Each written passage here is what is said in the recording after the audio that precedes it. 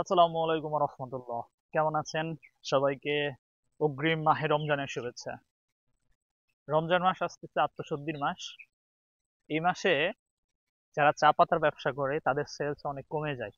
মন খারাপের কোনো কারণ নাই। সেলস 11 মাস তো ব্যবসা করলেনই, 1 মাস একটু কম হইলে আহামরি ক্ষতি হবে না।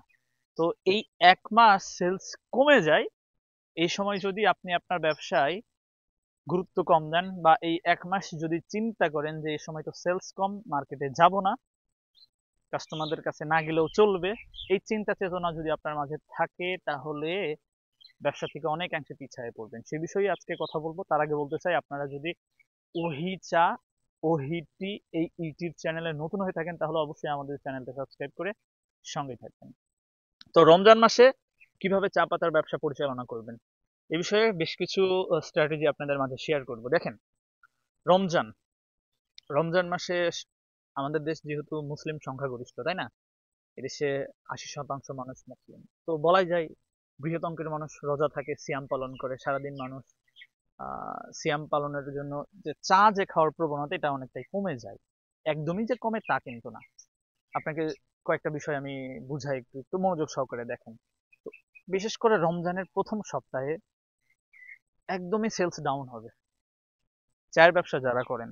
যেহেতু বেশ কিছু বছর যেহেতু আমি এই জগতে আছি, আমি তো ব্যাপারগুলা খুব কাছ থেকে দেখেছি। আমি নিজেও যখন কাজ করতাম তখন ব্যাপারগুলো অ্যাপ্লাই করছি। তো 1 সপ্তাহ সেলস থাকবেই না, থাকবেই না। কি করবেন? মার্কেটে কিন্তু যাইতে হবে আপনাকে, কারণ আপনি যদি কন্টিনিউ, জানেন যে কি পরিমাণ কম্পিটিশন দুনিয়াতে এই মুহূর্তে। প্রচুর কম্পিটিশন। তো এই এত এত এত কম্পিটিশন, এই কম্পিটিশনের মধ্যে যদি আপনি মানে আপনার অবস্থানটা শক্ত করে ধরে রাখতে চান, তাহলে আপনাকে কিন্তু আহ, মানে ওই যে ছেড়ে দেওয়া, মানে আমি হচ্ছে না, সেলস হচ্ছে না, আমি যাব না, এই ইন্টেনশন থেকে বেরিয়ে আসতে হবে। আমি ছোট করে ক্লিয়ার করি ব্যাপারটা। ধরেন যে আপনি চিন্তা করতেছেন যে আজকে রমজানের দিন, রোজার দিন, ভাই বেচা কেনা কম, এই সপ্তাহে রোজে গেলাম না। এখন যে চায়ের ব্যবসায়ী, চায়ের ব্যবসাটা দেখবেন যে অধিকাংশ দোকানদার সারাদিন রোজার পালন করে, ওই তারা বিকেলবেলা দোকানে আসে। দোকানে আসলে হয়তো দেখবেন চায়ের দোকানগুলোতে কিন্তু আহ, বেগুনি, পেঁয়াজু, যা যা বাংলা বা আমাদের বাঙালি ট্রেডিশনে আমরা যে জিনিসগুলো দিয়ে প্রতিনিয়ত ইফতার করি, এগুলো বিক্রি করে। এবং ঠিক ইফতারের পরেই কিন্তু যারা চা খোর, তারা কিন্তু দোকানে যে চা খায়। একদমই কমে তা না, কিন্তু অনেকাংশেই কমে যায়। এখন আপনি চিন্তা করলেন যে 1 সপ্তাহ আমি যাব না, এই সপ্তাহে যাব না। এখন তার তো কিন্তু চা দরকার। সে হয়তো বা আগে প্রতি সপ্তাহে চালাইছে 2 কেজি, এখন তার সপ্তাহে অন্তত আধা কেজি লাগবে। এটা কিন্তু লাগবেই। এখন আপনি আলসেমি করলেন যে না, রোজার মধ্যে সেলস কম, আমি যাচ্ছি না, আমার যে খরচ হবে এই খরচের টাকায় উঠবে না, এই চিন্তা করে আপনি গেলেন না। কিন্তু ভদ্রলোক, তার তো দরকার। ও সে কি করলো, পাশের দোকান বা কোথাও হাট বাজারে গিয়ে একটা চা নিয়ে আসলো। এই যে নিয়ে আসলো, হুম, তখন সে ওটা চালাচ্ছে কোনো কারণে, আল্লাহ না করুক, ওই চাটা যদি আপনার যে চা, আপনি যে ক্যাটাগরির চা দিচ্ছেন তার চাইতে ভালো হয়, বা অন্য কোয়ালিটির হয়। চা এক কোম্পানির বৈশিষ্ট্য এক এক রকম। কোনো কোম্পানি ভালো লিকার দিচ্ছে, কোনো কোম্পানি ভালো ফ্লেভার দিচ্ছে। এখন সে হঠাৎ করে একটা চা নিয়ে আসলো অন্য জায়গা থেকে, বা সে কিন্তু মনে খারাপ করবে অনেক সময় যে আহ, তুমি, তোমার আশায় আমি বসেছিলাম, তুমি আসলা না, আমার কাছে চা ছিল না, আমি চা বিক্রি করতে পারি না, এরকম অনেক কথাবার্তা বলবে। এখন আপনি না গেলে কিন্তু সে আপনার কাছ থেকে ছুটে যাওয়ার সম্ভাবনা থাকবে। ঠিক এই জায়গায় গ্যাপ পূরণের জন্য যারা চালাক, তারা কি করবে জানেন? যারা চালাক তারা চিন্তা করবে যে আচ্ছা, এখন অনেকেই তো চিন্তা করবে যে যাবো না মার্কেটে, কারণ চা ব্যবসায় প্রচুর কম্পিটিশন। আপনি জানেন, আপনার মতো অনেক ভাই কিন্তু আছে যারা মার্কেটে বিভিন্ন কোম্পানি চা নিয়ে ঘুরে।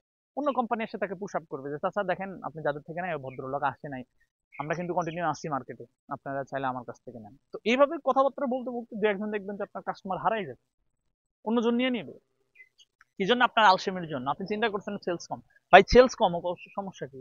আপনি মার্কেটে যান, মার্কেটে কিন্তু যাইতে হবে। আপনি প্রথমতই রোজাতে সেলস কম, কিন্তু এই চিন্তা নিয়ে যদি আপনি চিন্তা বসে থাকেন ঘরে যে মার্কেটে যাব না, যেহেতু আগে বিক্রি করছি, গেলে মার্কেটে গেলে 20 কেজি বিক্রি করছি, এখন মার্কেটে গেলে 5 কেজি বিক্রি হচ্ছে, আমার লস হচ্ছে। আসলে লস না।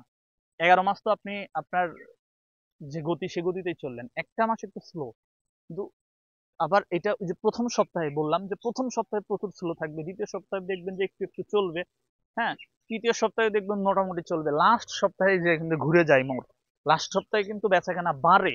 কেন বাড়ে? ঈদের 3 4 5 দিন আগে থেকেই মানুষজন গ্রামগঞ্জে আসা শুরু করে। তাদেরও বেচাকেনা বেড়ে যায়। তারপরে শুধু গ্রামগঞ্জে না, সব ম্যাক্সিমাম জায়গায় ঈদের আগে একটা মানে অন্যরকম ভাব থাকে, খেয়াল রেখে দেখেন ব্যাপারটা। ওই সময় কিন্তু চায়ের বেচাকেনা বলেন, সবকিছু বেচাকেনা বাড়ে। তো সে সময় তার চাহিদা পূরণ করতে হবে, হ্যাঁ। এবং ঈদের মধ্যে বন্ধ থাকে, কিন্তু চায়ের দোকান তো আর বন্ধ থাকবে না। এই জন্য আপনাকে দেখবেন যে ঈদের আগে ঠিক দুই থেকে একদিন আগে কিন্তু অনেক বেচাকেনা হয়। আপনার যে স্বাভাবিক যে বেচাকেনা তার চেয়ে দ্বিগুণ বেচাকেনা হবে। তাহলে চিন্তা করেন, ঈদের প্রথম সপ্তাহে বেচাকেনাই তেমন হবে না, দ্বিতীয় এবং তৃতীয় সপ্তাহে হবে মোটামুটি, কিন্তু চতুর্থ সপ্তাহে কিন্তু ভালো সেলস আসবে। তো সার্বিক দিক থেকে বিশ্লেষণ মানে যদি আমরা বিচার বিশ্লেষণ করি, তাহলে দেখা যায় যে সেলস মোটামুটি 50% কমে যায়।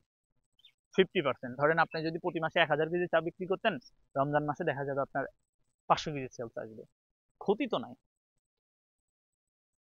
মানে ক্ষতি নাই বলতে লস তো হচ্ছে না, হয়তো 2 টাকা কম প্রফিট হবে এই। কিন্তু আপনাকে মার্কেটে যাইতে হবে, এটা আমি বারবার গুরুত্ব দিচ্ছি এই জন্য যে মার্কেটে কিন্তু যাইতেই হবে। এবং এখানে যদি আপনি আরেকটা জিনিস অ্যাপ্লাই করতে পারেন, রমজানে, যে চাচা আমাদের রমজান মাসের ছোট একটা গিফট চলতেছে, আপনি আপনার মতো করে দেন, কোনো অসুবিধা নেই। আপনি আপনার মতো করে কাজ করেন, বলবেন যে রমজানে আমাদের অফার চলতেছে, এত কেজি চা নিতে পারলে আপনাকে এই গিফট দেওয়া হবে। তখন কিন্তু সেলস আবার কমবে না, তখন দেখবেন যে একটা ধারা লেভেলে থাকবে। মানে ধরেন আপনি প্রতি সপ্তাহে যেরকম বিক্রি করতেন ওই রকম ওই ধারাটা মেনটেন করতে গেলে ছোট ছোট যদি গিফটের ব্যবস্থা করেন, যে ঈদ উপলক্ষে ঈদের শেষ সপ্তাহে গিয়ে আপনারা আমরা এটা দিব, আপনাদের ছোট ছোট টার্গেট দিলেন, যে আপনি যদি 3 সপ্তাহে বা 4 সপ্তাহে যদি প্রতি সপ্তাহে যদি আপনি 10 কেজি মাল নেন, তাহলে 40 কেজি, আর দেখেন আরেকটু যদি বাড়ায় নেওয়া যায়, 50 কেজি হলে আপনাকে একটা লুঙ্গি দিলাম, এরকম দিবেন। বাংলাদেশের সবচেয়ে বড় কোম্পানি ইস্পাহানি, জানেন না? জানেন তো। এই ভদ্রলোকরা আমি দেখছি ওই 50 কেজির বস্তা থাকে বা 25 কেজি বা 30 কেজির বস্তা থাকে, এই বস্তাগুলো দোকানদারদের অফার করে যে তুমি যদি এটা পুরোটা নিয়ে নাও তোমার জন্য একটা লুঙ্গি আছে। আমি নিজে দেখছি এগুলা। এগুলা কেন করা হয়? কারণ তাদের কাস্টমারদের প্রফুল্ল রাখার জন্য। দিন শেষে কিন্তু সেলস বাড়তিছে। তো যাই হোক, অনেক কথা বললাম। আপনাদের রমজানে কিন্তু ব্যবসায় গুরুত্ব কম দেওয়া যাবে না, রমজান নিয়ে টেনশন নেওয়ার দরকার নাই। বেশি বেশি আল্লাহর ইবাদত করেন, আর আহ, সবার ব্যবসায়িক জার্নিটা সফল হোক। আমি মাঝে মধ্যে রমজানের ব্যাপারটা নিয়ে আরো 2-4টা ভিডিও করব, আপনারা দেখেন। রমজান মাসে সেলস কম বিধায় হতাশাগ্রস্ত হবেন না। আহ, মানে মানে রাতের গভীরতা যত বেশি হয় সফলতা তত, মানে সূর্যের দেখা তত দ্রুত পাওয়া যায় বলা হয়। তো সেম একই ভাবে আপনি রমজান মাসটা একটু কষ্ট হইলো, অসুবিধা কি, রমজানের পর ইনশাল্লাহ আবার ফুল রিদমে কাজ শুরু হবে, ফুল রিদমে কাজ করতে পারবেন। এই মাসটাতে আল্লাহর ইবাদত বন্দেগীতে ব্যস্ত থাকেন, ইবাদতে সময় দেন, নামাজ কালাম করেন বেশি বেশি। আর মার্কেটেও কিন্তু যাইতে হবে, সময় কিন্তু দিতেই হবে, সময় না দিলে হবে না। অনেক ব্যবসায়ী চিন্তা করে রমজান মাসে ব্যবসায়ী করবো না, এটা চরম বোকামি, বোকামি সিদ্ধান্ত। এই সিদ্ধান্ত থেকে সরে আসেন। আপনার জন্য শুভকামনা থাকলো। সবাই ভালো থাকবেন, দেখা হচ্ছে অন্য একটা ভিডিওতে। আসসালামু আলাইকুম।